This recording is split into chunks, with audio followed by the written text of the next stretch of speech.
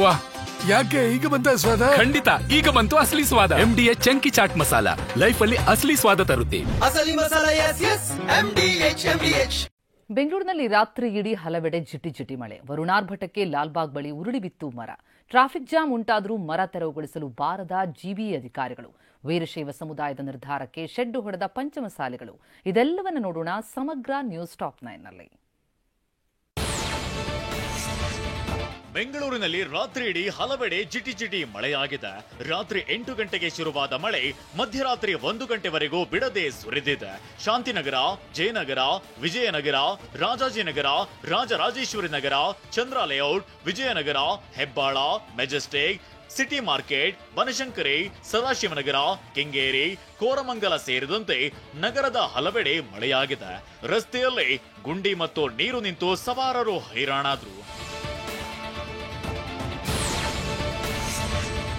ರಾಜಧಾನಿಯಲ್ಲಿ ರಾತ್ರಿ ಸುರಿದ ಮಳೆಯಿಂದಾಗಿ ಬೃಹತ್ ಮರ ರಸ್ತೆಗೆ ಉರುಳಿ ಬಿದ್ದಿದೆ. ಲಾಲ್ಬಾಗ್ ರಸ್ತೆಯ ಊರ್ವಶಿ ಥಿಯೇಟರ್ ಸಮೀಪ ಮರ ಧರೆಗುರುಳಿದೆ. ಅರ್ಧ ರಸ್ತೆಯನ್ನ ಮರ ಆವರಿಸಿದ್ದು ಕೆಲಕಾಲ ಟ್ರಾಫಿಕ್ ಜಾಮ್ ಉಂಟಾಗಿತ್ತು. ಮಳೆಯಿಂದಾಗಿ ರಸ್ತೆಗೆ ಅಡ್ಡಲಾಗಿ ಮರ ಬಿದ್ರೂ ಸಹ ತೆರವುಗೊಳಿಸಲು ಜಿಬಿಎ ಅಧಿಕಾರಿಗಳು ಬಂದಿರಲಿಲ್ಲ. ಮರ ಬಿದ್ದ ಪರಿಣಾಮ ವಿದ್ಯುತ್ ಕೇಬಲ್ ತುಂಡಾಗಿ ಬಿದ್ದಿವೆ. ವಿದ್ಯುತ್ ಕೂಡ ಸ್ಥಗಿತಗೊಳಿಸಿಲ್ಲ. ರಸ್ತೆಗೆ ಮರ ಬಿದ್ದ ಪರಿಣಾಮ ಟ್ರಾಫಿಕ್ ಜಾಮ್ನಿಂದಾಗಿ ವಾಹನ ಸವಾರರು ಪರದಾಟ ನಡೆಸಿದ್ರು. ಇದು ಬ್ರ್ಯಾಂಡ್ ಬೆಂಗಳೂರು ಅಲ್ಲ, ಗುಂಡಿಗಳ ಬೆಂಗಳೂರು ಆಗಿದೆ ಅಂತ ರಾಜ್ಯ ಸರ್ಕಾರದ ವಿರುದ್ಧ ಬಸವರಾಜ ಬೊಮ್ಮಾಯಿ ಆಕ್ರೋಶ ವ್ಯಕ್ತಪಡಿಸಿದ್ದಾರೆ. ಗದಗದಲ್ಲಿ ಮಾತನಾಡಿದ ಅವರು, ಮಳೆ ನಡುವೆ ಬೆಂಗಳೂರಿನಲ್ಲಿ ರಸ್ತೆ ಗುಂಡಿಗಳ ಸಮಸ್ಯೆ ದೊಡ್ಡದಾಗಿದೆ. 2 ವರ್ಷಗಳಿಂದ ಭಾರಿ ಮಳೆಯಾಗಿದೆ. ಬೆಂಗಳೂರಿನ ರಸ್ತೆಗಳಲ್ಲಿ ಗುಂಡಿಗಳು ಇಲ್ಲ, ಗುಂಡಿಗಳಲ್ಲಿ ರಸ್ತೆಗಳಿವೆ. ಬೆಂಗಳೂರಿನ ಸಚಿವರು 5,000 ರಸ್ತೆ ಗುಂಡಿ ಮುಚ್ಚಿದ್ದೇವೆ ಅಂತಾರೆ, ಆದ್ರೆ ಎಲ್ಲಿ ಅಂತ ಕಿಡಿಕಾರಿದ್ದಾರೆ.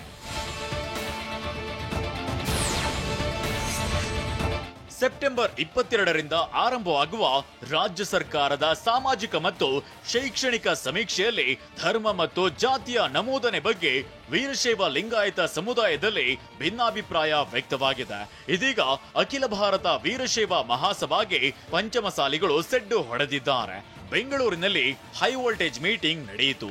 ಜಾತಿ ಸಮೀಕ್ಷೆಯಲ್ಲಿ ಪಂಚಮಸಾಲಿ ಲಿಂಗಾಯತರು ಯಾವ ಕಾಲಂನಲ್ಲಿ ಬರೆಸಬೇಕು ಎಂಬುದರ ಬಗ್ಗೆ ಸುದೀರ್ಘ ಚರ್ಚೆ ನಡೆಸಿ ಜಾತಿ ಜನಗಣತಿ ಸಮೀಕ್ಷೆಯಲ್ಲಿ ಧರ್ಮದ ಕಾಲಂನಲ್ಲಿ ಹಿಂದೂ, ಜಾತಿ ಕಾಲಂನಲ್ಲಿ ಪಂಚಮಸಾಲಿ ಅಂತ ಬರೆಸಲು ತೀರ್ಮಾನ ಮಾಡಿದ್ದಾರೆ.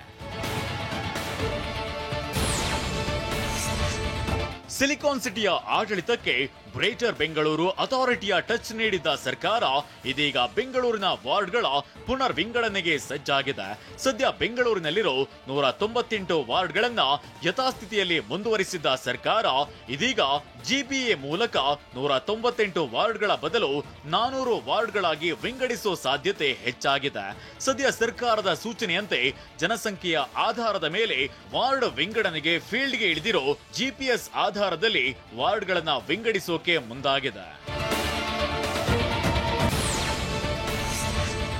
ಮುಡಾ ಮಾಜಿ ಆಯುಕ್ತ ದಿನೇಶ್ ಕುಮಾರ್ ಇಡಿ ಕಸ್ಟಡಿಗೆ ಪಡೆದಿದ್ದು, ತನಿಖೆ ವೇಳೆ ದಿನೇಶ್ ಕುಮಾರ್ ವಿರುದ್ಧ ಸಾಕಷ್ಟು ಸಾಕ್ಷ್ಯ ಲಭ್ಯವಾಗಿದೆ.